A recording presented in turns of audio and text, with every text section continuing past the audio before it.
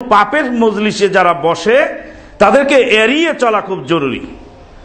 আর যাদের কাছে গেলে গীবত শুনতে হয় আর গীবত করতে হয় তাদের মজলিসে যাওয়া, সেখান থেকে দূরে থাকা জরুরি। বহুদিন বলেছিলাম, আবার আজকেও বলি, বললে আবার মানুষ মন খারাপ করে। এক কথা আবার বারবার বলেন কেন? কথাটা তো বারবারই বলতে হয়। আবার কত মুসল্লি নতুন আসে, তারা তো জানেই না, তার কাছে আজকে এটাই নতুন। তো অনেক জিনিস এরকম নতুন থেকে যায়।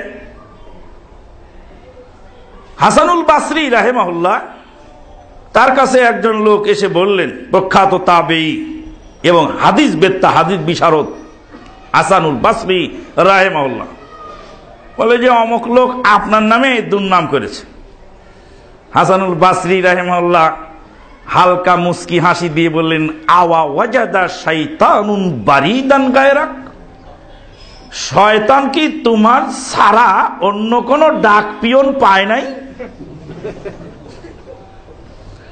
শয়তান তোমাকে ডাক পিয়ন বানালো, তো তোমাকে ছাড়া অন্য কোন ডাক পিয়ন পায়নি।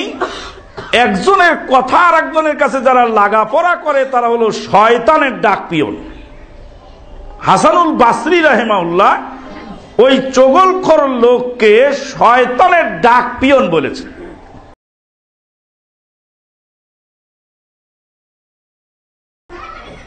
যে হাসানুল বাসরি রাহিমাহুল্লাহ তিনি পরিষ্কার মানা করে দিলেন, পরিষ্কার মানা করে দিয়ে বললেন যে শয়তান তোমাকে ছাড়া অন্য কাউকে পায় নাই।